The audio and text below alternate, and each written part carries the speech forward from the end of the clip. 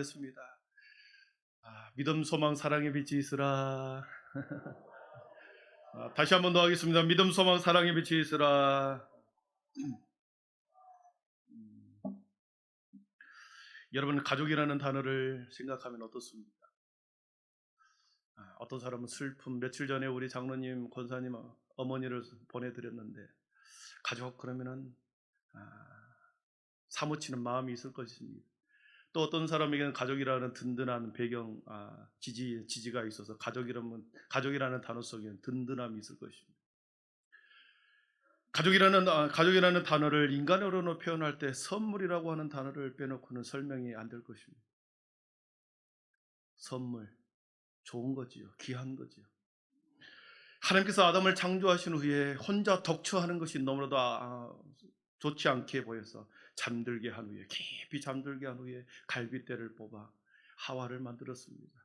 그리고 그에게 보내 아담의 짝을 지어줍니다. 가장 서로에게 잘 맞은 짝, 합당한 짝, 꼭 맞는 완성체 부부지. 예수님께서도 마태복음 19장 4절 이하에서 이렇게 말씀하신 적이 있습니다. 한번 같이 읽어보겠습니다. 말씀하시기를 그러므로 사람이 그 부모를 떠나서 아내에게 합하여 그 둘이 한 몸이 될지니라 하신 것을 읽지 못하였느냐. 그런즉 이제 둘이 아니요 한 몸이니 그러므로 하나님이 짝지어 주신 것을 사람이 놔두지 못할지니라 하니시. 아멘.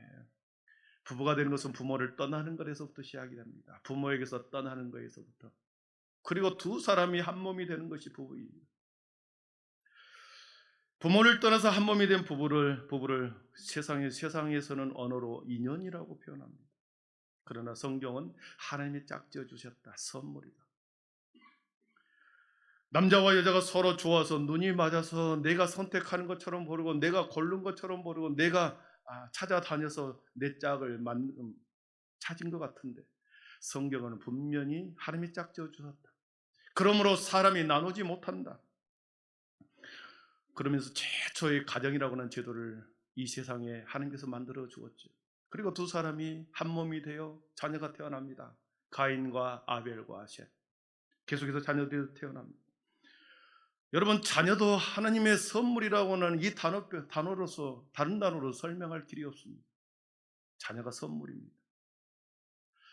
하나님께서 사명을 담아 한 사람을 세상에 내보내려고 할 때 사명을 담아서 어떤 가정에 보낼까? 어떤 엄마 아빠 사이에 이 아이를 세상에 사명을 담아 보낼까? 하나님이 고민하지 않겠습니까? 하나님이 그렇게 판단하지 않겠습니까? 그래서 각 가정에 자녀를 주신 것이죠. 창세기 30장에 보면 야곱의 첫 번째, 야곱은 아내가 4명이나 있었죠. 그때 첫 번째 부인이 레아입니다. 레아가 이렇게 고백합니다. 같이 한번 읽어보겠습니다. 시작. 레아가 이르되 하나님이 내게 후한 선물을 주시도다. 내가 남편에게 6 아들을 낳았으니 이제는 그가 나와 함께 살리라. 아멘. 첫 부인에게서 6명의 자녀를 낳습니다. 그러면서 그 아들에 대해서 뭐라고 말합니까? 하나님이 내게 후한 선물을 주셨다. 6명의 아들에 대한 후한 선물이다. 이렇게 고백합니다. 그렇습니다. 우리 자녀도 마찬가지로 하나님의 선물입니다. 그래서 부모와 자녀가 하나의 가정을 이루는 혈연 공동체가 되는 거죠. 그래서 이 혈연 공동체 안에서 자녀들이 자라나고 돌봄을 받고 그리고 양육을 받고 교육을 받고 사랑을 받고 그렇게 자라게 한 후에 가정애를 이루게 하고 사람의 인성의 바탕을 이루어가게 하고 성격이 가족을 통해서 이루어지는 거죠. 가족은 무조건적인 사랑입니다. 그래서 모든 허물을 덮어주고 언제든지 다시 거기에 돌아가면 용기와 지지를 얻는 것이 가정인 거죠. 그렇다면 교회는 어떤 공동체일까요? 교회는 예수님으로 말미암는 영적 가족들입니다. 교회를 예수님의 피로 맺어진 언약의 공동체라고 부릅니다. 생명의 공동체라고 말합니다. 예수님의 피가 온전한 사랑이었기 때문에 십자가에서 이루어지는 예수님의 피가 온전한 사랑이었기 때문에 예수님의 피로 맺어진 교회 안에서의 모든 성도들은 생명의 언약의 공동체입니다. 교회를 사랑과 언약의 공동체라고 말하고, 그래서 그들을 영적 가족이라고 말하는 이유는 요엘 선지자가 이렇게 고백했습니다. 말세에 내 영을 모든 육체에게 부어주시겠다. 모든 사람에게 내 영을 부어주시겠다. 모든 사람에게 하나님의 영을 부어주시겠다. 그 하나님의 영을 받는 사람들의 모임, 하나님의 영을 받는 사람들의 공동체가 교회라는 거죠. 그래서 영적 가족, 영적 공동체라고 말하는 것입니다. 예수님의 피로 맺어진 생명의 공동체, 하나님의 영으로 하나 되는 성령의 공동체. 그러므로 이 영적 가족 안에서도 성도와 성도 사이에 서로의 사랑이 필요하고, 서로의 돌봄이 필요하고, 서로의 양육이 필요하고, 또 서로 간의 교육이 필요하고, 가르치는 교육이 필요합니다. 성도들 간에 서로 지지가 필요합니다. 응원이 필요합니다. 그리고 그로 인하여 신앙의 인격이 이곳에서 형성이 되는 거죠. 공동체 의식이 형성이 됩니다. 한 가족이라는, 영적 가족이라고 하는, 한빛교회의 영적 가족이라는 가족애가 생기게 되는 거죠. 그리고 거기에서 신앙의 성품이 형성되는 거 아니겠습니까? 좋은 영적 가족은 어떤 모습일까 하는 것입니다. 좋은 영적 가족은 어떤 가족일까? 어떤 모습인가? 교회 안에 있는 모든 지체들이 나의 부모다, 나의 형제다, 내 자녀다, 이렇게 생각하는 모습입니다. 나보다 연배가 많으면 언제나 이분을 내 어머니로, 아버지로, 영적인 아버지로, 영적인 부모로 섬기는 것입니다.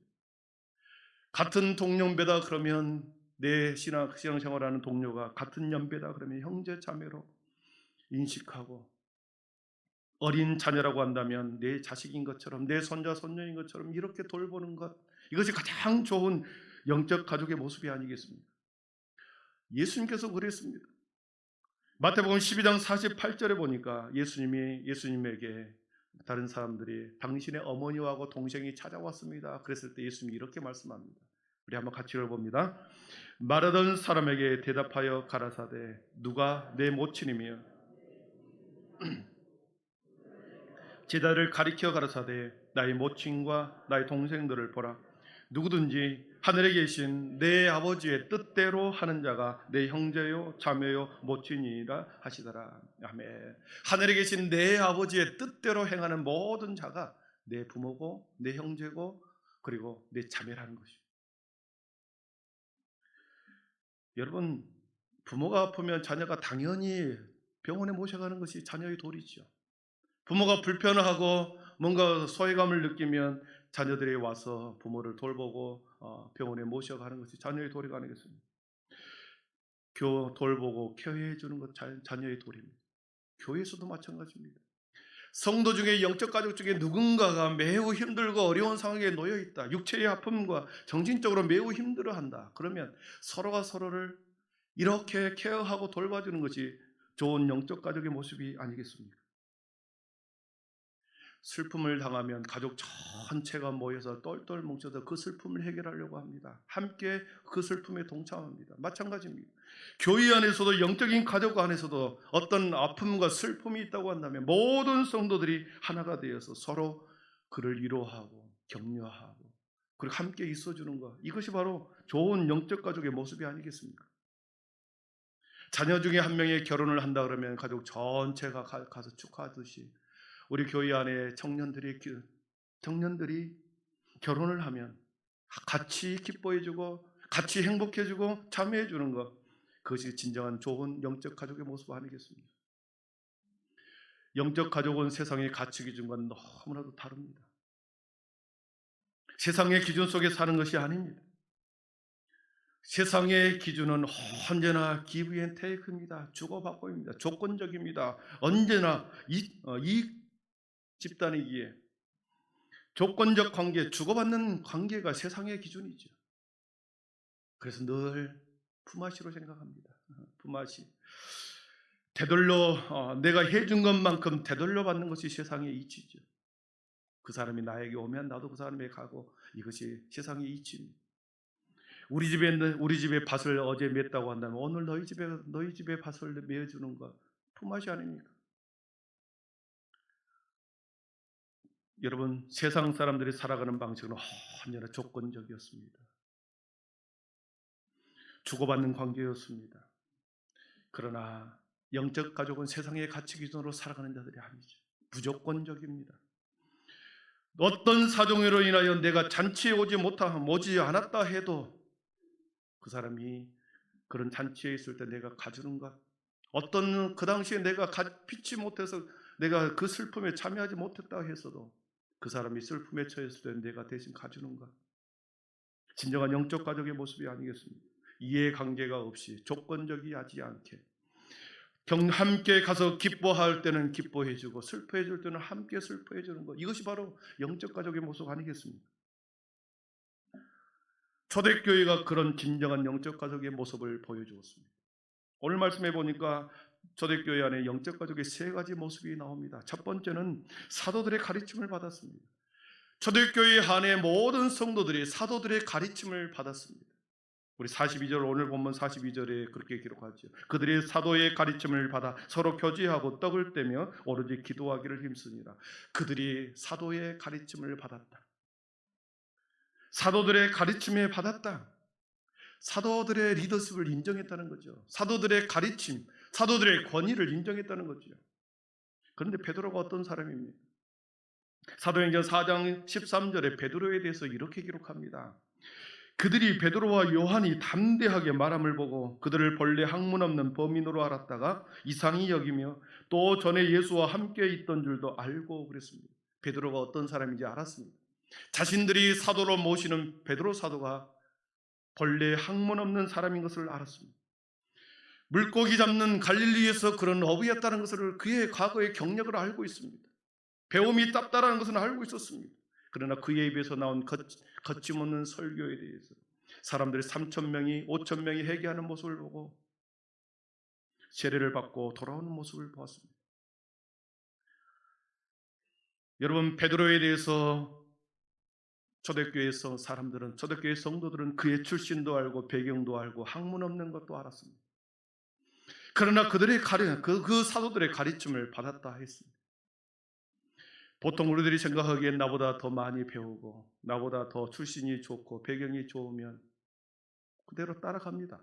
그러나 출신이 배경이 나보다 좀 못하다, 배움이 나보다 좀 부족하다, 이것을 스스로 느끼게 되면 그 사람의 권위에 대해서, 그 사람의 리더십에 대해서 우리가 따라가는 것이 조금 힘들어합니다. 그러나 초대교회 성도들은 베드로 사도와 요한 사도들의 가르침을 받았습니다. 그들의 가르침에 대해 그들의 리더십을 인정했고 권위를 인정했습니다. 왜 그러겠습니까? 사도들이 베드로와 요한 사도가 가르치는 것은 세상의 지식이 아니었습니다. 그 당시에 유행하는 시대적인 사조 거대 담론들이 아니었습니다. 그리스 철학이나 헬라 철학의 심오한 철학의 내용이 아니었습니다. 베드로와 요한이 가르치는 내용은 예수님에 대한, 예수님에 관한, 예수님을 위한, 예수님께 들었던 복음에 대해서, 하나님의 복음에 대해서 그런 가르쳤기 때문에, 그 하나님의 복음이 능력이 있었기 때문에 그 베드로와 요한 사도의 가르침에 순복했다라는 거죠. 그렇습니다. 교회는 세상 지식을 가르치는 것이 결코 아닙니다. 성도들이 사역자들보다, 목사들보다, 목회자들보다 훨씬 더 지적으로 뛰어난 사람 많습니다. 훨씬 더 많이 유능하고 경험도 많고 능력 있는 사람도 훨씬 많습니다. 그런데 목회자의 가르침을 받는 이유가 무엇이겠습니까? 세상의 지식을 가르치는 것이 아니라 기록된 하나님의 말씀, 하나님이 기록된 하나님의 말씀을 전하기 때문에 그 권위에 순종하는 거 아니겠습니까? 여러분, 강단에서 매주일 선포되는 이 설교를 어떻게 생각하십니까? 설교는 기록된 말씀을 오늘날의 언어로 재해석하여 선포된 말씀이 설교입니다. 기록된 말씀을 오늘날의 언어로 재해석하여 선포된 말씀이 곧 설교라는 거지. 그래서 그 설교는 하나님의 말씀을 받아서 그대로 운반하는 그러한 메신저에 불과합니다. 하나님의 말씀을 운반하는 그 통로로 목회자를 사용하고, 그리고 그 목회자에서 입에서 나오는 선포된 말씀을 통하여 사람들로 하여금 그 말씀이 하나님의 말씀이기 때문에 그 권위에 순종하는 거 아니겠습니까? 그렇기 때문에 설교자가 매우 중요하지만 설교자가 선포하는 말씀 따라 지시하는 방향을 따라 보고 살아갈 때 때로는 설교자로 인하여 실족하지 않고 우리의 신앙의 진보를 이어갈 수 있는 거죠. 베드로의 학문 없음도 그의 과거 직업도 배경도 다 알고 있었음에도 불구하고 그에게 순종하고 함께 교제하고 떡을 떼고 전혀 기도에 힘쓰므로 초대교회는 그 리더십을 인정했다는 것입니다. 오늘 우리 교회는 또 새로운 리더십을 세우려고 합니다. 지난 6주 동안 밤마다 우리는 기도했습니다. 밤에 8시에 모여서 우리가 통성으로 기도하고 앞으로 우리 한빛교회에 나아갈 영적인 비전과 그리고 새롭게 세워질 일꾼들을 향해 우리는 밤마다 기도했습니다. 여러분, 이 기도의 기간 동안에 우리가 지나오면서 하나님의 절대 주권에 우리 모두가 순종해야 된다는 것입니다. 아멘. 하나님의 절대 주권, 하나님이 어떤 일꾼을 세우든지 간에 그 일꾼, 새롭게 세워진 그 일꾼에 대한 리더십을 인정하고 그 리더십의 권위를 인정하는 것, 그래야 교회가 초대교회처럼 능력 있는 성령의 공동체가 될 줄 믿습니다. 두 번째로 초대교회의 모습은 다 같이 다 함께 마음을 같이 하였습니다. 44절 46절 보니까 믿는 사람이 다 함께 있어 모든 물건을 서로 통용하고 날마다 마음을 같이 하여 성전에 모이기를 힘쓰고 집에서 떡을 떼며 기쁨과 순전한 마음으로 음식을 먹고 그랬습니다. 다 함께 있어 날마다 마음을 같이 하여, 이 단어가 매우 중요합니다. 여러분, 우리가 언제 다 함께 있던가요? 어떨 때 사람들의 마음이 합하여 한자리에 모이던가요? 마가의 다락방에서 성령이 불로 임하였습니다. 초대교회에 마가의 다락방에서 일어났던 그 성령의 불로 인하여 초대교회가 형성이 되었고, 성령의 불로 그 성도들이 성령의 불을 받았습니다. 마음이 뜨거워졌습니다. 여러분, 불은 어떻습니까? 따뜻한 온기를 발산하는 거죠. 차가움을 물리칩니다. 싸늘함을 물리치는 거죠. 방이 따뜻하고 온기가, 성령의 온기가 가득합니다. 방이 따뜻하고 온기가 있으면 사람들이 모여들기 시작하는 거 아니겠습니까? 그래서 이불 속에 발을 넣고 손을 넣고, 그리고 그 불 위에다가 고구마도 올려놓고 감자도 올려놓고 뜨거운 물도 올려서 차도 마시고 모여서, 방이 따뜻하니 온기가 있으니 사람들이 모여서 그렇게 먹고 마시고 하는 거 아니겠습니까? 따뜻해지면 함께 하고 싶어 합니다. 따뜻한 기운, 반가운 마음이 있으면 그곳에서 날마다 사람들이 모이기를 좋아합니다.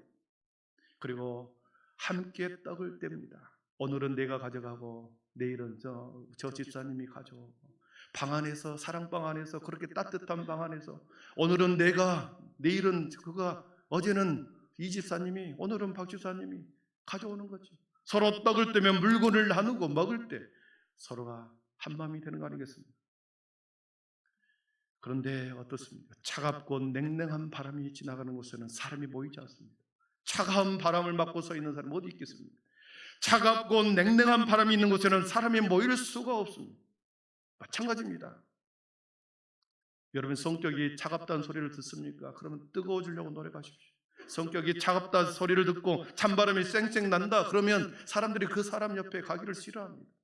매사에 비판적이고 비방하고 시기하고 질투하는 그 사람 옆에 누가 가고 싶어 하겠습니까? 불평불만하고 매일 그런다. 듣는 사람의 마음이 매우 불편합니다. 같이 있다가도 다 슬슬슬슬 다 빠져나가 버립니다. 마음이 불편한데 어떻게 함께 있을 수 있겠습니까? 마음이 불편한데 함께 어떻게 먹을 수 있겠습니까? 함께 물건을 공유할 수 있겠습니까? 사랑하는 성도 여러분, 성령의 온기는, 사랑의 온기는 비로소 사람들을 한 마음이 되게 하고 하나가 되게 하고, 그리고 한 자리에 모이게 하고 떡을 떼게 하고 서로의 물건을 통용할 때 아깝지 않다란 마음이 드는 거죠. 초대교회가 그랬습니다. 우리 한빛교회가 그런 교회 되기를 축원합니다. 성령 충만하여 따뜻한 공기가 가득하면 사람의 마음이 부풀어집니다. 마음이 편해지죠. 성령의 세술에 취하게 되면 우리의 마음이 부풀어 오르버립니다. 마음이 막 부풀어 오릅니다. 그러면 막 주고 싶습니다. 마음이 넓어져 부풀러 올라서 더 주고 더 나누고 싶고 더 함께 있고 싶고, 그러한 마음이 가득 찼다는 거죠. 초대교회가 그랬어요. 그 에너지를 가지고 선교를 떠난 것입니다. 성령 하나님이 영적 가족에게 원하는 것은 딱 하나였습니다. 빌립보 사도를 통해서 초대교회에 이렇게 말씀합니다. 빌립보서 2장 2절부터 5절까지 제가 읽어드리겠습니다. 마음을 같이하여 같은 사랑을 가지고 뜻을 합하여 한 마음을 품어 아무 일이든지 다툼이나 허영으로 하지 말고 오직 겸손한 마음으로 각각 자기보다 남을 낫게 여기고 각각 자기 일을 돌볼 뿐더러 또한 각각 다른 사람들의 일을 돌보아 나의 기쁨을 충만하게 하라. 너희 안에 이 마음을 품으라. 곧 그리스도 예수의 마음이니. 아멘. 빌립보서에서 말한 이 예수의 마음이 초대교회에도 있었고 우리 한빛교회에도 이런 마음이 있기를 축복합니다. 마지막 세 번째입니다. 초대교회의 모습 속에 있었던 세 번째는 성전에 모여 하나님을 찬미했습니다. 오늘 말씀해 보니까 42절에는 사도들의 가르침을 따라 오로지 기도하기에 힘썼다. 날마다 마음을 같이하여 성전에 모이기를 힘썼다. 47절에는 하나님을 찬미하였다 그랬습니다. 여러분, 기도하기에 힘썼다. 기도하기에 힘써야 됩니다. 아멘. 모이기에 힘써야 되는 것입니다. 모이기에 힘쓰고 기도하기에 힘쓰고 그랬을 때 그렇게 하나님을 찬미하는 것, 그 예배를 하나님이 기뻐 받으신 줄 믿습니다. 한 마음이 되어서 한 뜻이 되어서 함께 먹고 아름다운 교제가 이루어졌으나 그 속에 그것으로 그쳐버린다고 한다면 세상의 모임, 동아리와 그리고 클럽에 불과할 것입니다. 그러나 함께 한 마음이 되고 한 장소에서 같은 마음을 품고 그렇게 하나님을 찬미하고 기도하고 하나님을 찬미했을 때 그것이 진정한 영적 공동체가 아니겠습니까? 초대교회는 그렇다는 것입니다. 오로지 기도했다. 모이기에 힘썼다. 그리고 하나님을 찬미했다. 이것은 매우 그 당시에 어려운 일이었습니다. 왜냐하면 초대교회에는 출교와 파문이라고 하는 엄격한 종교적 형벌이 유대교 전통 속에 있었습니다. 예수님의 이름으로 모이는 자들, 그리고 성찬을 나누고 예수님의 이름으로 모이는 모든 자들에게는 출교라고 하는 출교의 명령이 규율이 있었습니다. 요한복음 9장 22절에 보니까 유대인들이 누구든지 예수를 그리스도로 시인하는 자는 출교하기로 결의하였으므로 그들을 무서워하더라 그랬습니다. 예수님을 믿고 예수님과 함께 모여 예수님의 이름으로 모여있는 모든 자들을 출교하기로 이미 결의했습니다. 그래서 예수님을 전파하거나 모였다는 그 소식을 듣기만 하면 잡혀갑니다. 잡혀가고 고통을 당하고 그리고 그들은 추방당하고 그다음에 죽임을 당할지도 모릅니다. 그럼에도 불구하고 모이기에 힘썼다. 기도하기에 오로지 기도하기에 힘썼다. 그리고 하나님을 찬미했다 그랬습니다. 누구나 자신들의 공동체에서 출교되기 쉬운 그런 곳에서 그럼에도 불구하고 성령의 강권적인 체험을 입은 자들이 그들은 성전에 모이기를 힘썼고 날마다 마음을 같이하여 하나님을 찬미했습니다. 이들의 강단 있는 태도, 이들의 용기, 이들의 담대함은 어디서 오는 것입니까? 자신들이 추방당해도 죽음 앞에서도 멀지 않아 곧 다가올 핍박에도 불구하고 그들이 초대교회에 모여서 교회 안에 모여서 예배하고 찬미하고 찬양하는 그 모임은 그들이 성령을 받지 않았다면, 오직 불같은 성령이 임하지 않았다면 그렇게 할 수 없었을 것입니다. 그래서 초대교회는 성령의 공동체였습니다. 우리 교회가 성령의 공동체 되기를 축원합니다. 찬양하고 기도할 때 말씀을 들을 때 전심으로 찬양하는 것입니다. 전심으로 기도하는 것입니다. 건성으로 기도하고 건성으로 찬양하고 입술로 건성으로 찬양하고 기도하고 5분 하는 것도 힘들어하고 여러분 우리가 지난 6주 동안 그렇게 전심으로 기도했습니다. 사랑하는 성도 여러분, 내게 성령이 임하면 내 속에 뜨거움이 생기고 열정이 생기고 그 열정을 가지고 그 열정이 모이면 그 에너지가 모이면 그 에너지가 충만하면 이 안에 머무를 수가 없는 거지. 그래서 우리가 밖으로 나가는 것이 선교로 나가고 전도로 나가는 것이 말씀을 정리합니다. 세상을 이길 힘은 돈도 힘도 명예도 아니요 오직 성령의 충만함을 입은 믿음인 줄 믿습니다. 믿음이 아니고서는 결코 우리는 이 험한 세상을 결코 승리할 수 없습니다. 믿음은 모든 두려움을 이겨냅니다.